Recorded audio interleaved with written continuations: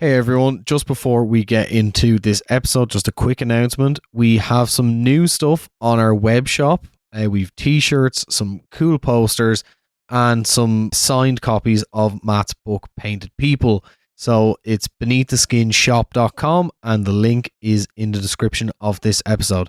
Anyway, back to the show.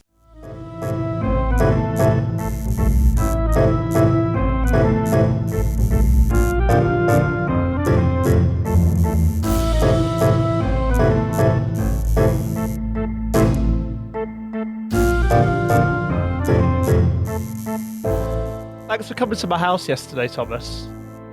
It was a wonderful time to spend a few hours trying to fix lights and completely messing up your office.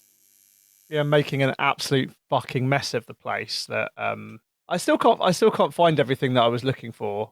I mean, you're as you said, you're not a hoarder. You were very quick to point that out. I'm not hoarding. I just have a lot of stuff, and I realized I probably have the thing I bought most recently because I thought I didn't have it. I found a copy of it that I someone sent me about 5 years ago. So keep your eyes peeled on where can let's tease this. Where can our listeners engage with what we were working on yesterday? Yes, so we are doing some video stuff. If you check out the Patreon, if you're on the Patreon, you're hearing this nice and early. We are doing some video stuff where Matt talks through some fun visual stuff from his collection, like books, weird cockamamies, and stuff in the future like flash books.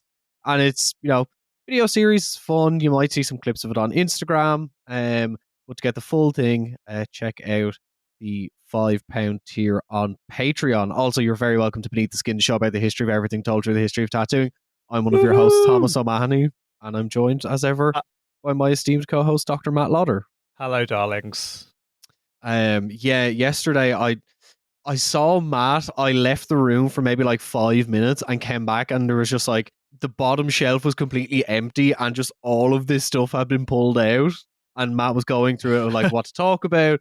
Saw some cool stuff, some of which will be up in the shop alongside our merch and posters and that sort of stuff. So keep your eyes peeled for some rare history. Well, I'm not a collector, and I don't buy and sell stuff, but I did have a couple of dupes of some things that maybe the best way to shift that is through our shop. So yeah, as I'm having a clear out, there may be a couple of things.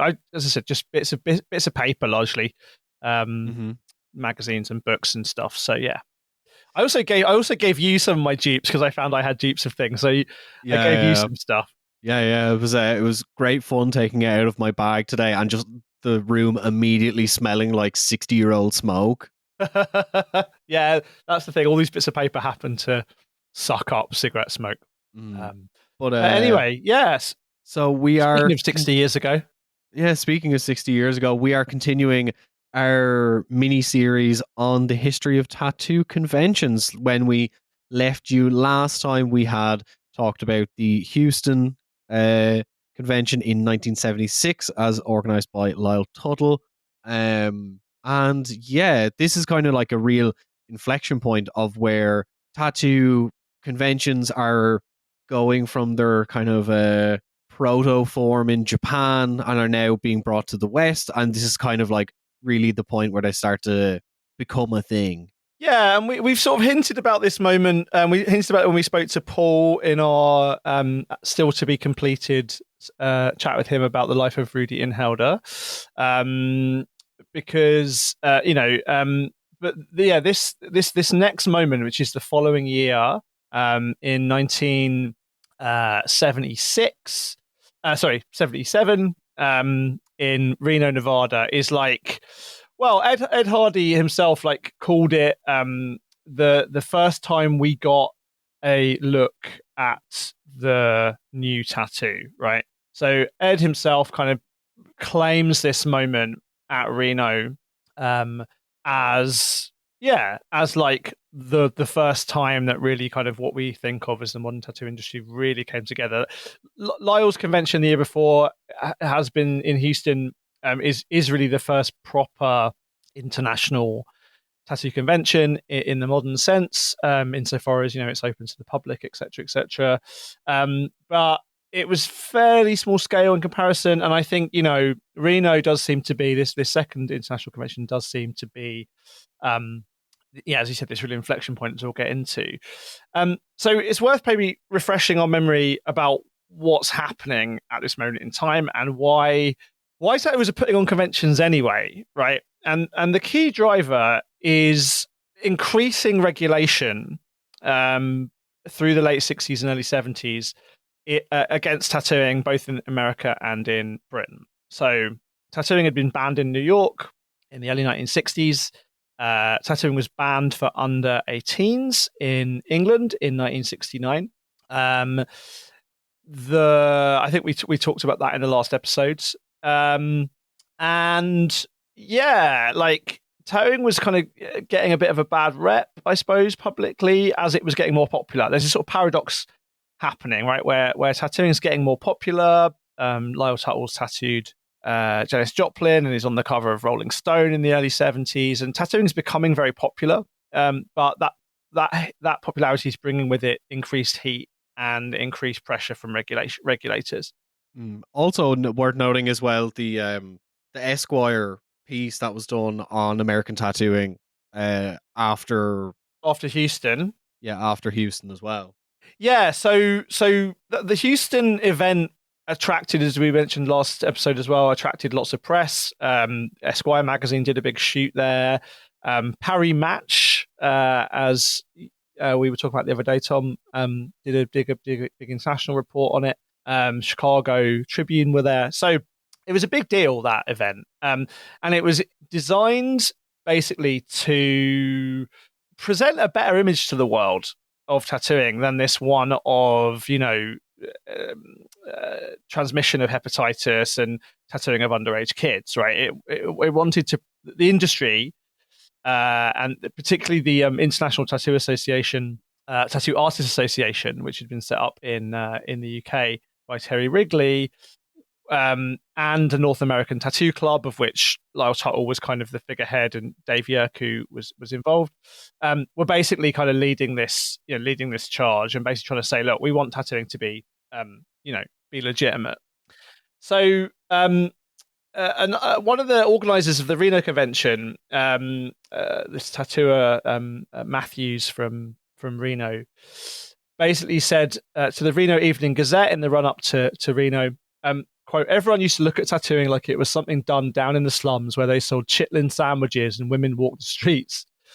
However, Matthews now tattoos people from all walks of life, including housewives, doctors, and lawyers. Tattooing not just for sailors anymore. Before it was Now for born, doctors right? and So lawyers. exactly.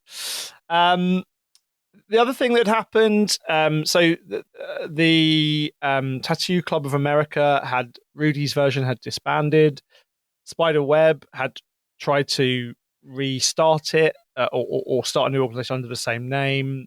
He'd also had a big crusade in 1976 where he staged a performance. We'll do a whole episode about Spiderweb, maybe as part of the show and tell videos, because I've got some interesting stuff we can talk about with him. But he tried in the New York State Court in 1976 to claim that tattooing was an art form and therefore banning it was unconstitutional. He was unsuccessful. The lawyers for artists actually refused to represent him, saying that tattooing was not an art form in their eyes. And the court in that case basically ruled that even if it was an art form, it was still okay to ban it, right? So tattooing's in this kind of weird place, as I said.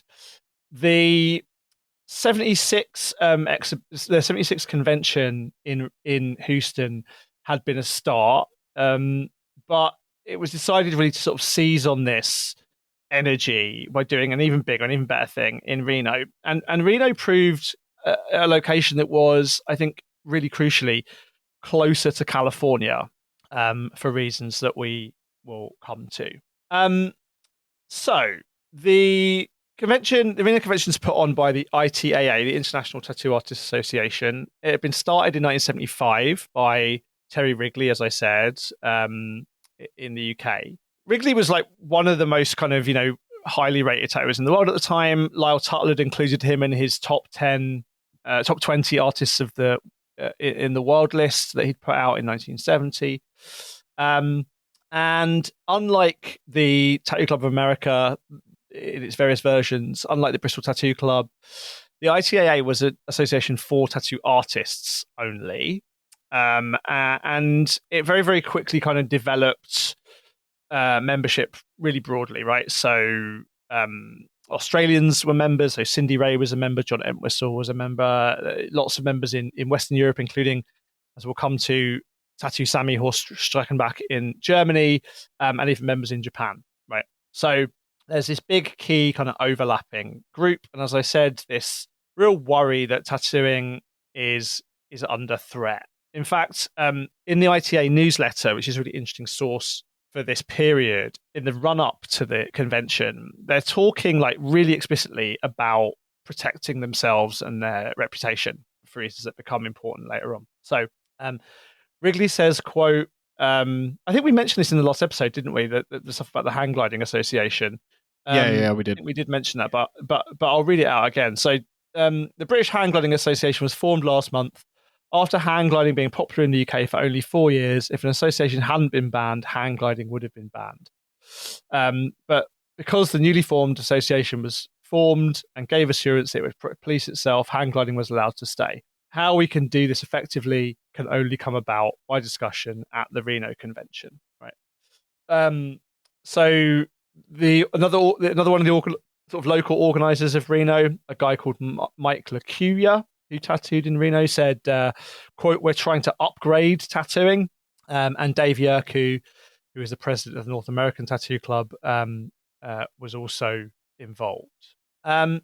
Yeah, the event was well attended. So George Bone was there. Tattoo Ole from Copenhagen was there, and there were over 1,000 members of the public. So it was Oh. massive. Mm-hmm. There was a huge amount of artists as well from the United States, including, importantly, Charlie Cartwright and Jack Rudy from East LA. And this was one of the real takeaways for Hardy at Reno, because he had never seen this kind of stuff before. Charlie and Jack had, along with Freddie Negretti, had been kind of beavering away in East LA doing this incredible Chicano inspired, LA prison inspired single needle black and grey work. And this was basically their presentation of it to the world. They'd heard about the Houston convention and not attended, but they decided to go to Nevada because it was nearby. Yeah, like Hardy was blown away, because if you can imagine, what tattooing looked like in the 70s, it was starting to change. And Hardy in particular had been responsible for that, but this was a really, really dramatically different way of tattooing. I mean, almost actually, as Cartwright and Rudy themselves describe, almost like a harkening back to the Victorian period stuff, right? Like Burchett and MacDonald. There's a direct connection as far as Rudy's concerned. I mean, I don't know if you want to what you think, like, what you imagine that kind of seeing black and, I mean, it seems so funny because it's so ubiquitous, obviously, and those of us that are so now immersed in the Victorian tattooing, it doesn't come as a surprise. But I wonder if you can put yourselves in the shoes of someone who'd lived through the 40s, 50s, and 60s, and of American tattooing, and all of a sudden seen the stuff that Jack Rudy and Charlie Cartwright, Good Time Charlie, were doing out of that shop in the early 70s. I mean, like, I always think of with stuff like this, when something like really truly new comes along, I always think of Ozzy Osbourne's quote about hearing the Beatles for the first time. Right. What did he say? His whole thing was that when he first heard the Beatles, it was like, he went to sleep one night and the world was in, black and white, and then he woke up and suddenly the world was in Technicolor. So okay, so it's the opposite way around for this, Yeah, right? but it's the Like same sentiment. Hardy woke up one day and all of a sudden the world was black and grey. Yeah, that's it. That's good though. That's a really nice way of way of putting it. And like, yeah, like, but like literally when you think about it, like without Reno, it's like the world doesn't get black and grey in the same way. No, I mean because literally in the after, this is another future episode as well, but in the aftermath of this convention, like Ed Hardy goes to LA and basically buys the shop, like There you go. right, uh, and it becomes Tattoo Land and is nurtured into the powerhouse that it becomes, right? So this, I mean, Malone, of course, is also alongside as one of the business brains here as well, but yeah, this is as you said, this is the next piece in the puzzle, right? So, in my new book, I go into this in more detail, but basically, if you think there are kind of four basic styles of tattooing, right? There's American traditional tattooing, we might call it, the kind of Western sailor style.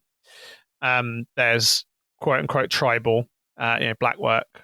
There's black and grey, and there's Orientalist, right? The kind of westernized versions of Japanese and other orientally styled tattoo, that had been absorbed into something that was Orientalist. And in this period, right, like Hardy is revivifying American traditional by engaging with Sailor Jerry, by starting in the aftermath of this convention of Reno, publishing Tattoo Time and showing the world Burt Grimm and etc. He's obviously been to Japan and is again working with Horihide, like and bringing new styles of Japanese tattooing to America. He in the following decade is massively involved in the reinvention and spreading of black work, of quote unquote tribal tattooing, and he's also responsible in so many ways for kind of bringing the black and grey style out of the very local context that it had in East LA to the global scene. So there's like four styles of tattooing, and in this moment, literally in the sort of years running up and surrounding this convention, Hardy's involved in like rebirthing them and supporting and patronizing the people that were transforming all four of those styles. It's kind of amazing. Yeah, and I think as well, like I bears saying that while Ed is kind of the conduit through which all this stuff flows, like the people who are like Charlie Cartwright, Jack Rudy, like though they are the people who were responsible for it. Ed is the node at which through it That's it.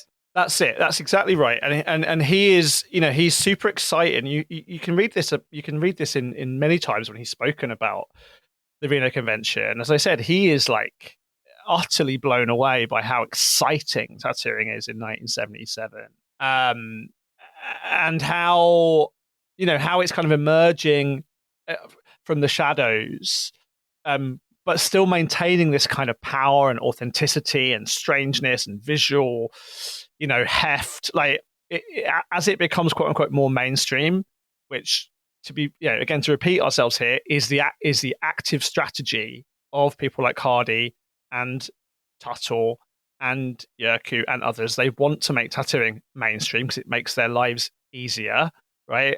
And it means that tattooing as an art form can continue to develop and possess. But as tattooing becomes more and more quote unquote mainstream, it's developing and flourishing and becoming more exciting. And so, I think again, to hammer home the usual point, like we talk so much about tattooing, coming out of the shadows and stuff, but like it was an active decision by those involved at the center of the industry because they loved it so much and wanted to evangelize of it. And of course, the generations before them as well, Scoose and even people before him who were so enamored by tattooing that they wanted to speak about it. But this kind of celebration of tattooing comes not as its commodified or as it's watered down, but as it's celebrated and championed by the best tattoo artists of the Western tradition. But I will say maybe I think as well, not to discount the kind of the magical quality and the love that the people involved had for it. It was also it was a business decision as well. Like Hardy, Rollo, Lyle.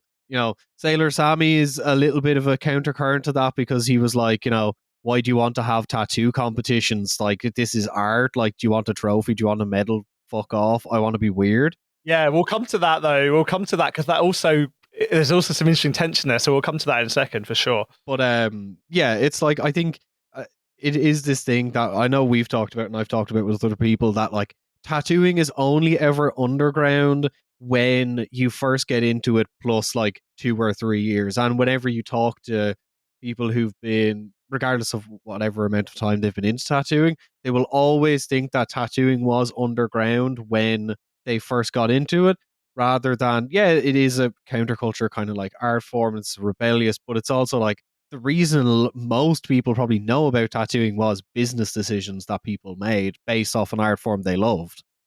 That's right, and we're hopefully going to get Alan Governar on the show soon. We're in email discussions with him, who's one of the kind of academic documenters of this period. He was very close to Hardy in this period. He's the guy that really sort of academically coined or sort of popularized this term tattoo renaissance for this period because, I've questioned that because I think the idea of disappearance and re-emergence is overstated, particularly when you focus on things other than the United States.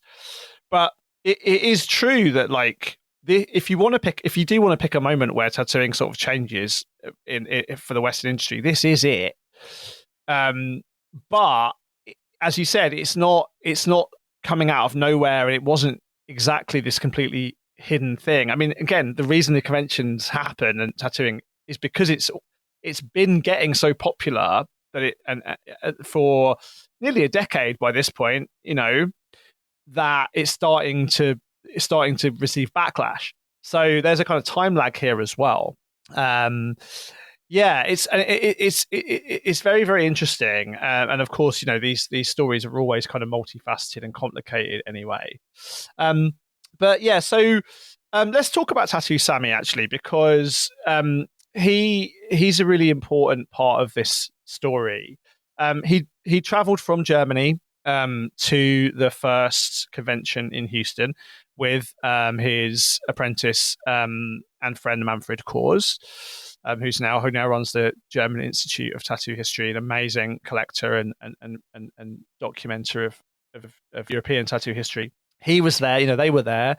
Sammy's this amazing guy. Sammy was a kind of tinkerer, really creative, problem-solving guy who is credited for inventing the body piercing barbell, as well as being probably the first like really visible person to have a tongue piercing in the Western world. Really important piercing figure as well as for tattooing. And he also became, as you said, this kind of countervailing voice against the really kind of sort of self-congratulatory American scene. And this becomes part of the kind of schism that we'll come to and why Reno is so important. So a couple of years later, so the year after Reno, as we'll come to, was the convention in Amsterdam. And then the year after that was in Denver, Colorado. And Tattoo Sammy basically said, this is a little sort of flyer that he circulated called New Ways for Having Successful Conventions in the Future. So kind of like an open letter, basically, 79. Hello, friends. This is like kind of, posting on Instagram in the days before Instagram with a big, like, Once again, very, very true to his German ancestry. It's very Lutheran, nailing the theses on the door. Hey, are you enjoying the show? If you really like Beneath the Skin and you want to help support us, You can do so on Patreon. For little as £5 a month, you can help make this show possible, help us buy research materials. So if you like the show and you want to support us, consider kicking us a few quid a month. And you'll get everything from bonus episodes to Q&As, and you can even vote on what tattoo I'll get when we reach a certain subscriber count. Matt, have you got anything to say? You should really definitely fund the Patreon, because tattoo history is massive, right? Deep, wide, complicated. We're covering some big hit topics on the main feed, but on the Patreon subscriber-only feed, we'll be getting into some really more interesting, niche, deep topics you don't want to miss out on. And honestly, the chance to kind of decide what Thomas gets on his body is probably just a once-in-a-lifetime opportunity. Subscribe, chuck us a few quid. Don't miss out on the chance to ruin Thomas's body forever. Hello, friends. This pamphlet with all the stirring up titles should be more than the old international outcry for help in the last minutes. It should give all artists and fans as well a reason to think about and discuss it free and fair. If you ask why I wrote this, I have a clear answer for you. Just take a critical look around and you will assure us the tax agree. It is not to be overlooked that you will miss a lot of our very well-known artists and representative persons who are VIPs on conventions held prior. Some other few are here, just demonstrating there is still a small and faint hope for the future of associations and conventions as well. I'm just one of them, hoping to give a hand, creating a big and strong brotherhood of skilled and experienced tattooers. Those who avoid coming to further conventions should be quoted as non-cooperative anyway, not excused as being too busy. If we ever want to get ahead, we should also try not to overturn ourselves, and we should let the seed sown by Dave Yerkew in 1976 in Houston grow and ripen in a slow, natural way to full blossom in a fruitful stage without going the awful way, distributing sensational and shocking news. All internal troubles in the different associations should be settled or straightened out by their representatives, avoiding all discussions with outsiders.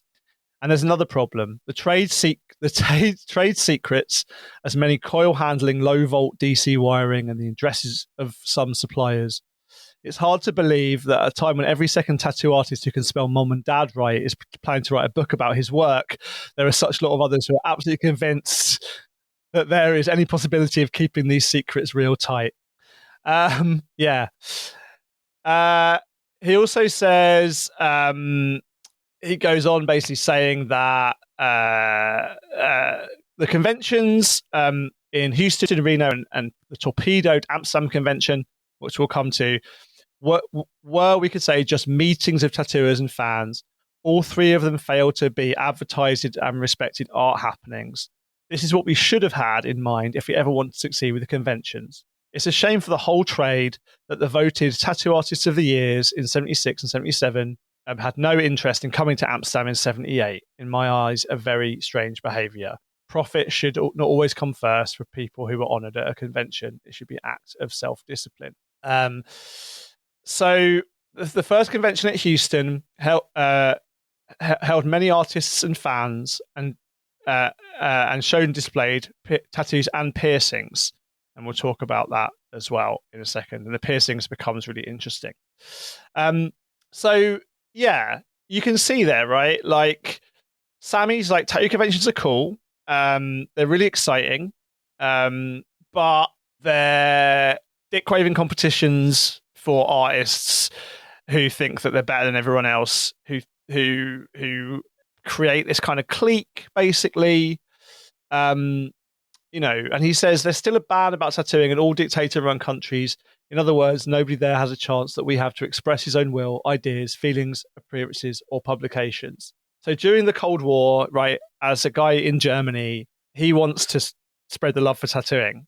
And he thinks that the people responsible for the two American conventions and the one in Amsterdam, which again we'll talk about in more detail in a second, were just self-congratulatory, who were kind of using it as ways to kind of, get one over on their enemies, who were kind of, creating cliques, in groups, out groups, and he wanted it to be better. I think it makes sense in terms of, seeing all this like press coverage of, Reno and Houston, and like a lot of it centering on a certain handful of people, and if you are kind of, I suppose, like an artist, if you're doing this for the art and not the with not really caring about the business or making it mainstream, I can understand why he felt this way. It was like, we're not having conventions to hand out awards of who's the best artist. We're doing it to see like who's out there, what we can do,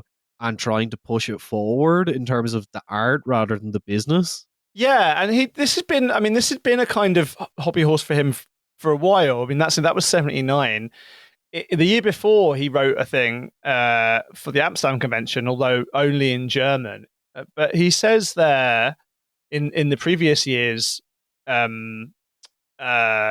previous years kind of thing, flyer that he put out, we don't persuade anybody, we have to convince them, right? So he was like, it's not good enough just to go, look, we're here and tattooing is great, like take it or leave it. If you're serious about, particularly, in conservative countries like Europe, like Germany at the time, you have to kind of articulate and be brave enough to speak for your whole industry and not try and kind of draw arbitrary lines around who gets to be a representative of the industry and who doesn't, right? Yeah. And I suppose we should talk about Amsterdam now.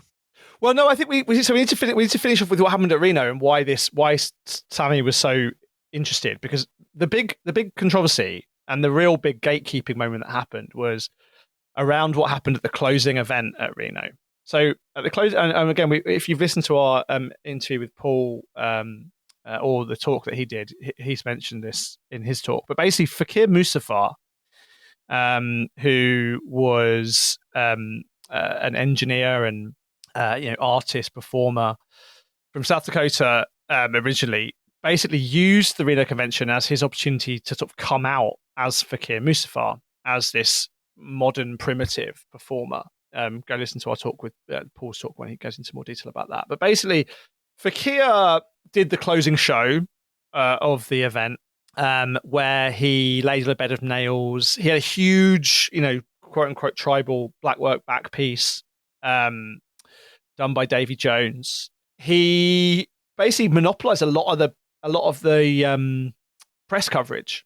So in advance of the convention and in the aftermath of it, it was photos of him and discussions of him that really kind of led the story, and also a lot of discussion about body piercing, which Fakir was a big advocate and pioneer of, along with Jim Ward, and of course Sammy was a big advocate for body piercing as well, and he knew Jim Ward. And basically, what happened at the end of the convention, and this is where essentially Hardy comes back into the picture, right? In the aftermath of the event, as we know from the ITAA newsletter following the event, Dave Yerkew wrote, quote, Ed Hardy asked to speak. Ed talked about piercing. He felt, as did the overwhelming majority of artists there, that it did not belong at a tattoo convention and should not be linked to tattooing. And Hardy in his own book writes, quote, piercing raised the sinister spectre of S&M at a time when we were pushing to gain a little respectability for tattoos. Most of us pushing to expand the work didn't buy the argument that tattoo and piercing were on the same level. This is the coming out party for the new tattoo.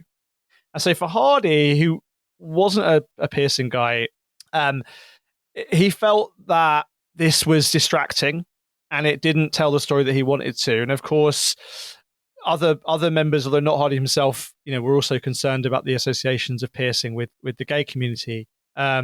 It's weird though, because in the run up to the Reno Convention, English tattooers and people like Lionel Titchener and others were talking about whether they should bring their piercing equipment, because they'd already begun making a living, or an additional living, piercing ears in particular, occasionally other things as well. But piercing was already part of the business. Yerkew himself, apparently, according to Tattoo Sammy, was quite a big fan of piercing, up until all of a sudden, the cool kids said no piercings at conventions, and then that was it. And that was one of the main things that really upset Sammy. And I think the big concern, I suppose, when certain people were like trying to essentially make this kind of mainstream push, was that piercing and all that kind of goes with it, it scares away the normies, like the normal people in society would see, piercing, people like Fakir, and like the general, like the associations with like S&M and the gay community, and it would like, oh no, okay, yeah, no, these people are all weird. Yeah, that's exactly right, and that's because Hardy understood very well the kind of need for mainstream tolerance in order to kind of get the authorities off their back and to really make it so that tattooing. I mean, tattooing was legal in New York, and there were other bans in place or potentially going to be in place in other states around the US, and so I think in hindsight, again, I go into this in my new book, like it's interesting because Hardy and Fakir's 1980s diverge in a really interesting way, but by 1989, they're back in the same book, right? They're both in Modern Primitives. So, I lay that out in more detail in the book, and we'll probably talk about it again in future. But this is the real schism point, right? It's like, is tattooing for the weirdos? Where if you're Tattoo Sammy, it's the industry's job to persuade polite society that being weird is okay. Or do you take the strategy where you say, we're not weird, we're actually very normal, and please leave us alone, right? Yeah. And those are two divergent strategies coming both from actually a place of love. I think hindsight, as I said, probably proves that I think Fakir won that battle. Although, again, the intellectual history and the kind of historiographical history of how those stories diverge over the 80s is for another episode. I don't know. What do you think? Like, who can you understand? Or, I mean, I was, there is a sense really when you hear that story for the first time that like, oh my God, fuck Ed Hardy, like who was trying to kind of gatekeep. But, having spent a long time thinking about this, I understand where he comes from.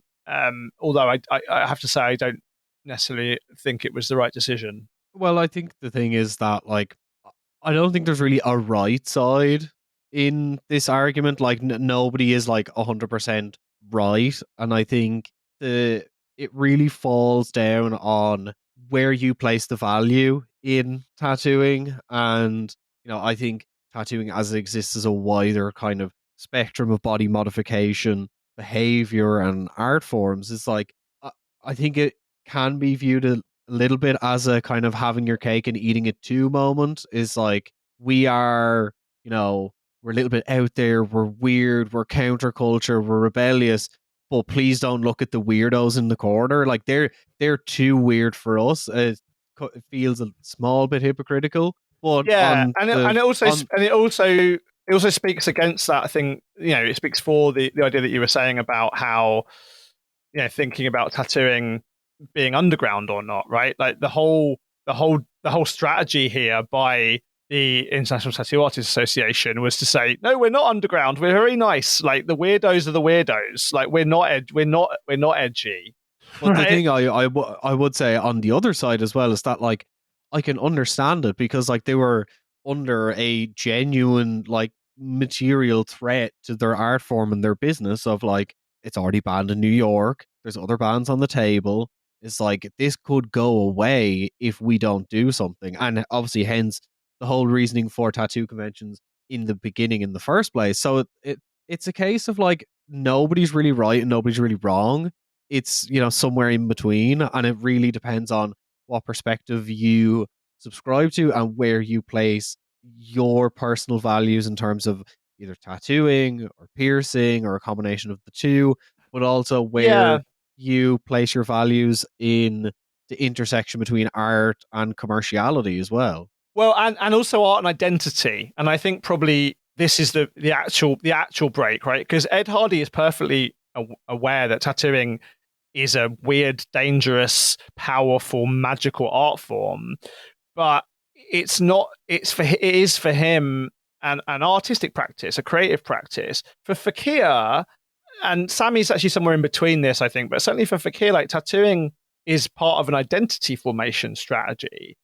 And so, Hardy wants to advocate for tattooing, even though mainstream society thinks it's weird. Sammy and Fakir and the piercing guys and gals, people like Elizabeth Weinzel's involved with this as well, that they have their own little crew. They're advocating for weirdness per se. But I think as a lifestyle, as an identity practice. But I think the the pure fact that Fakir and Ed appear together in Modern Primitives like a little over a decade later is just, I think it's proof that this moment in time, more so than some sort of like artistic and value based disagreement, is more so its growing pains in the conceptualization of what does this stuff mean. And everyone, rather than having like a meaning that has coalesced over time, is like trying to put forth different definitions at the same time. And it's like, obviously, you're going to have tendency infighting, and it's that split. While there is still some legacy of it today, those growing pains were mostly overcome by the time you get to something like Modern Primitives. Yeah, I think that's right. Right, and I mean, and again, it's worth sort of thinking about the '78 convention in Amsterdam then, because all of that bad blood, really, in the aftermath of Reno, is sort of bubbling under the surface. Hardy doesn't go to Amsterdam, for example. Tattoo piercing is not actually banned. In fact, the two tattooers that win jointly Tattoo Artist of the Year at that convention, Tattoo Sammy himself and Cliff Raven, Hardy's protege, to some degree, Cliff Raven, have pierced nipples. Right, Raven is a gay man, and Sammy's around about that scene, although not gay himself. So there's still a kind of toleration at this moment, but it is a bit edgy. And in fact, Sammy himself says, here in Amsterdam, we want to offer everyone, whether a casual or conscious visitor, expert or media representative, colleague, label and critic, so many suggestions, comparative material, in genuine representation or creativity, numerous possibilities for observation, criticism, publication, and there are colleagues who plan in a selfless way. The only thing is incomprehensible here is there are colleagues who swim against the tide, who negate members of the ITAA or the ETAA. ETAA is the European Tattoo Artists Association, but who want to benefit from what others have done. Despite all generosity, clear boundaries should be drawn. And the other insight we have to this Amsterdam Convention is from a letter that's now in the Body Piercing Archive that was written by Sailor Sid Diller, a tattooer from Florida. Again, very, very famous gay man, body piercer and tattooer. He was on stage with Fakir at that end of Reno. And he wrote a letter back to Fakir from the Intercontinental Hotel in Amsterdam after having been at the Amsterdam Convention. And he says, importantly here, let me read you the exact quote. Sorry. He said, it's been a most interesting trip, even if the ITAA convention was a total disaster. As I'm sure you've heard reports of that fiasco by now, so no need to dwell on that at length. And I don't actually know exactly what went down, but there's clearly some bad blood. Needless to say, I now wonder what's going to happen to the organization, as it sadly needs someone to take over and set things straight again. Otherwise, I'm afraid this will be the death knell for the ITAA. Time will tell on this, but I've never seen anything so totally fucked up in my life. It was a nothing convention of a nothing organization. I felt sorry for those who'd come great distances and great expense, such as Aussies and New Zealanders, and for an hour and a quarter of nothing but presentation of some trophies and crap, it was a complete waste of time. I was traveling with Elizabeth Weinzel, Jim Ward, and Doug Malloy, so we had lots of folks to look up and meet and other things to do. So as for myself, I could have cared less about the actual convention itself. There were some picture-taking sessions, and that was a help. There were some good people, and he was tattooed by Tattoo Sammy. But and he also met up with Uncle Alan, and Uncle Alan was not Uncle Alan, Alan Oversby, Mr. Sebastian. He was there too. But yeah, it was absolutely kind of absurd. So plaques were given to Elizabeth Weinzel, Kazuo Oguri in absentia, Terry Wrigley. Another award was given to Terry Wrigley as well for organising the convention. It started at 12:35 and ended at 1:30.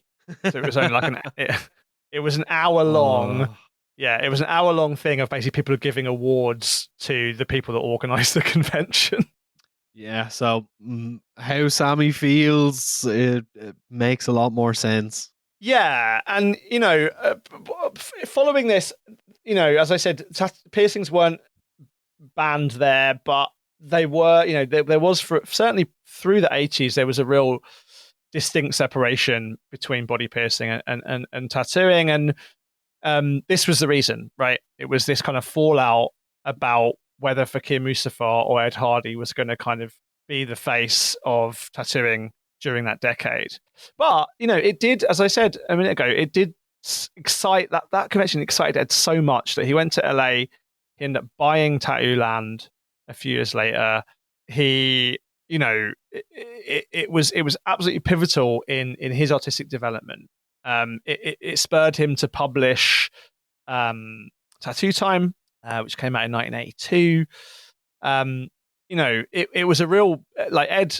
There's a whole chapter in Ed's book, "Where Your Dreams," about how exciting him and Malone found Reno. He describes even them decided to wear they both wore Hawaiian shirts, and Ed had his famous green poker visor that you've maybe seen photos of him wearing, and he did that because he knew that there was going to be press there. He wanted attention. Very, very savvy. But that's when it all changes. And I think, just to finish the thought on this, and then we'll move on to Ed's convention. I think, as we talked about with Paul, the tattoo industry in the 60s, the Western tattoo industry, Germany, London, and basically San Francisco and LA and New York. That's basically what we're talking about. With Chicago a bit as well, and some obviously some other exceptions, Denmark. There are people involved, but the real centers, the scene and the industry is small enough that everyone, the weirdos, the piercers, the freaks, the quote unquote modern primitives, the S&M people, the old school guys like Sailor Jerry, and Les Goose, and people that fit into all of those categories and several or none. The industry is small enough to constrain them. By the time in the same group, by the time we get to Reno, the industry can no longer bear the weight of having the weird identity people, the people who are tattooed as an identity, and the people who are tattooed as an art form in the same grouping. That's the schism. And I think even postmodern primitives, and I've written about this already, a long time ago, and the new book goes into it as well. That is never repaired. That schism, I think, although there's a truce, I think exists to the present day. I don't know what you think about that. Yeah, no, I 100% agree. I think it is, and I think it's very unfair to the piercers as well. I feel like in general piercers are kind of looked down upon as a little bit of a lower form of art, which is ironic considering the general perception of tattooing by your average person. But yeah, no, I think it's unfortunate. Let's bring the two communities together. Unity. Yeah. We'll all unite against the barbers. Of course, all of this drama and the kind of fading and schisming of the ITAA in 79 leaves a bit of a gap. And that gap, of course, is going to be filled by Ed Hardy. It's the first convention held in 1982 on the West Coast. And again, it's this absolutely phenomenally important moment. It's held, interestingly, on a convention center that's in a converted steam cruiser called the Queen Mary. It was put together by Ed Hardy, along with two other collaborators, Ed Nolte and Ed Carafe. And you had working there basically all of Ed's crew, right? Like Mike Malone, Cliff Raven, Bob Roberts, Jack Rudy, Pinky Young, Don Nolan. It's in the aftermath of Sailor Jerry having passed away, and so and it's the year that that Ed's publishing Tattoo Time for the first time, and it's actually the first convention, in fact, the first time ever that Lal Hardy goes to the United States, because he goes to the Queen Mary convention and describes very lyrically how that convention changed his sense of what tattooing was like, could be like. Yeah, and again, like there's great photos there. Greg Irons, in fact, did one of the posters for it, which is like freaking amazing. Quote: "Attend the first expo of its kind in the world. Join artists from around the world and see tattooing performed on board. View contemporary, historic, and international exhibits. Buy beautiful books, art prints, t-shirts, and more. Enjoy the unique ambience of the Queen Mary, and history surrounds you as you dine amid the splendor of the Queen's famous 3 restaurants." Right. So that, I think, more than this like hour and a half in Amsterdam or the sort of slightly self-congratulatory things in the previous couple of years, like November 12th, 13th, 14th, 3 days in 1982, that feels to me like the description of a modern tattoo convention, right? Like, where you can buy t-shirts, and the t-shirts for it were freaking cool as well. It's a incredible lineup of artists, and it's a modern convention, and I think it's funny in a way, right? Because that does sound like the kind of convention that Tattoo Sammy was asking for, something that sort of sold tattooing as an art form, that celebrated it, that tried to persuade at least members of the public that tattooing was amazing, although again a bit strange. Yeah, so Lau visited. That became really important. It would cement the invitation for Lau to include stuff in Tattoo Time later on. And yeah, like I don't know, if I have limited like tattoo time machine moments, but like 1982 Queen Mary convention, I think would be a cool place to be, right? We've got, as I said, we've got all of these amazing people there at the same time. And I think again, after this, the floodgates are open.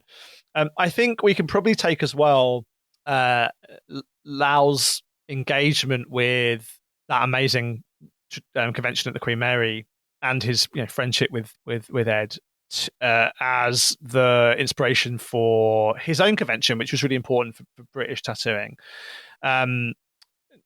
Held in Dunstable of all places, right, which is a sort of small town in the southern Midlands near Luton. Queensway Hall, an American style convention, really the first, the big American style convention. And again, listen to this, like the people that attended these events: Jack Rudy, Paul Booth, Bernie Luther, Horiyoshi III in tattooing in Dunstable. Ed Hardy was there, I think, one year.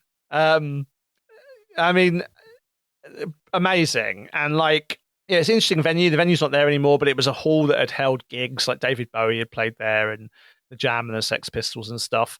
But yeah, there are photos from Dunstable of like Jack Yount, who we talked about with Sean Porter, having a pint with Mr. Sebastian. So the weirdos and the perverts were allowed at Dunstable in a way that probably wasn't. Again, we're talking 87, so a few years later on. There's loads of great photos. Lau's put quite a few up on his Instagram. There's a photo of a guy walking around in his underpants pushing a shopping trolley with no tattoos, but apparently would go to every single one. Like, yeah, he's supporting local business. Yeah, it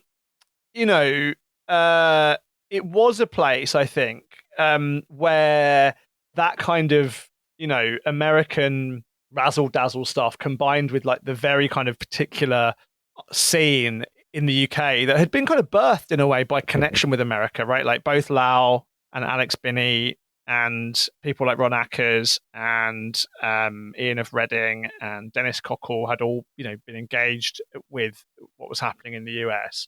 And the British version's allowing it to become weird again. There are great photos again at the convention with Sebastian and his clients with massive nipple piercings. And yeah, I think I never got to go actually because just as I started getting tattooed, when I was living abroad, it had finished. It just finished by the time I was old enough to attend, basically, right? Very, very sad. But it became, I think, sort of sadly missed. People do, people do really sort of wax lyrically about Dunstable. But again, it sort of set the stage for what became the modern industry in Britain. So I don't know. Maybe that's a good place. That's a good place to finish. I don't know, like tattoo conventions then or tattoo conventions now. Ooh, I don't know. I think they both offer different things. Like I think tattoo conventions. Then I think we will view them with very rose tinted glasses. I'm sure there's probably loads of things that were like super annoying and inconvenient.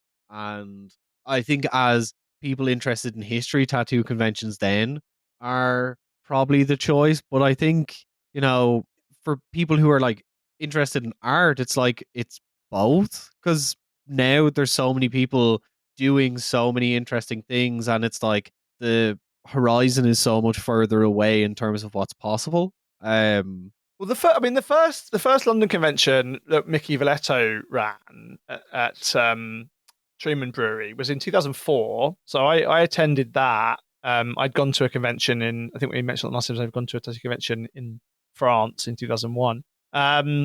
But the first London convention starts 5 years after the Dunstable ends, but that does feel. I mean, again, we talked about it when we talked about the Tattoo the Earth tour. Like pre and post 2000 feels like such a different time, because this is the period, like 70s and 80s is a time when the modern tattoo world is being made, and by the time 2000 comes around, it exists. I mean, it exists in a kind of form that's different from today, but the first London convention, amazing as it was, felt polished. It felt, it was exciting. It was super great. But you look back at these photos of Dunstable or Queen Mary, and it's much more raw. It's much less self-conscious. I think it really depends.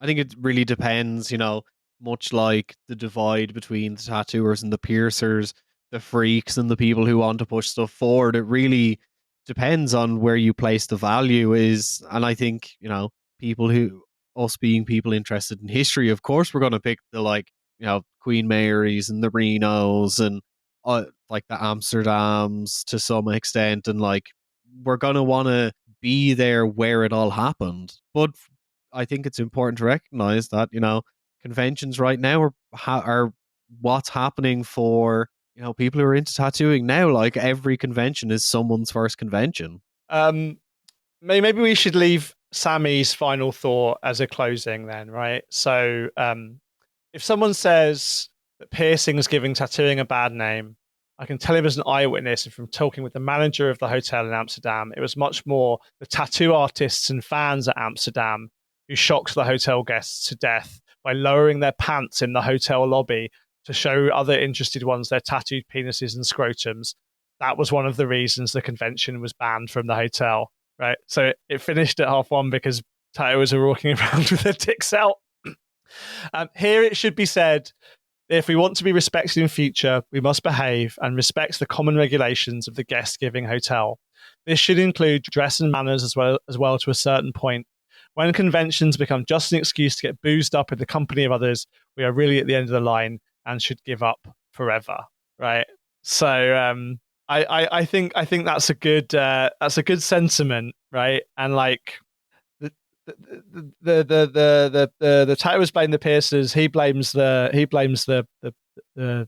tattooers. But ultimately, if we want conventions to be good, they have to be celebratory of tattooing. And I think the best conventions, Brighton that we were at the other day, Mickey's conventions across Europe, Tintin's in Paris, the conventions that Total Tattoo are putting on in the UK at the moment, and plenty across the US as well.